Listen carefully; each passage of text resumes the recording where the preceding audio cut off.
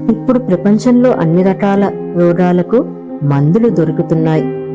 కానీ పక్కోడు బాగుపడితే చూసి తట్టుకోలేని అసూయకు మాత్రం ఇంకా మందు కనిపెట్టలేదు. అది లోపల మెల్లగా మనల్ని మనమే తినేస్తుంది. జీవితంలో సంతోషంగా ఉండాలంటే ఒక పెద్ద భ్రమ నుంచి బయటకు రావాలి.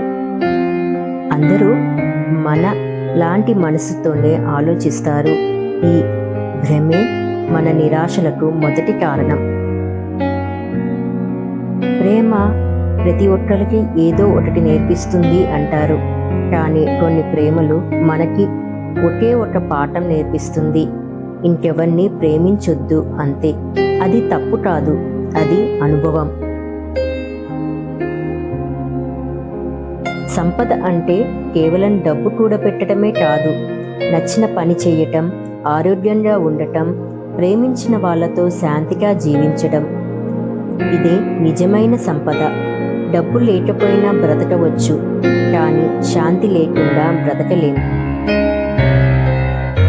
ఒక మాట గుర్తు పెట్టుకోండి, మీరు అడిగినవి తిరిగి ఇవ్వాల్సి వస్తాయి. అవి గౌరవమైన, సంపాదనైన. అందుకే అడగడం కాదు, సంపాదించడం నేర్చుకోండి. కొన్ని సందర్భాలలో రెండో అవకాశం ఇవ్వడం మన గొప్పతనం కాదు, మన మూర్ఖత్వం. ఎందుకంటే వాళ్ళు మారరు. ఈసారి వాళ్ళ నటన మాత్రం మరింత బాగా చేస్తారు.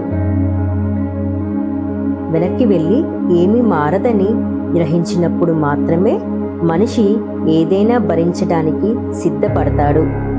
అది ఓడిపోవడం కాదు, అది ఎదగడం. నిజమైన బాధ ఎలా ఉంటుందో తెలుసుకోవాలంటే కష్టపడి చదువుకొని ఎన్నో కలలు కని ఈరోజు వంటగదిలో నిశ్శబ్దంగా తమ కలల్ని పట్టన పెట్టిన స్త్రీలను అడగండి. వాళ్ళే ఈ సమాజానికి నిజమైన హీరోలు. జీవితం మిమ్మల్ని మార్చకపోయినా మీరు మాత్రం మీ విలువలను ఎప్పుడూ మర్చిపోకండి. ఈ మాటలు మీకు నిజంగా నచ్చితే షేర్ చేయండి, లైక్ చేయండి, సబ్స్క్రైబ్ చేసుకోండి.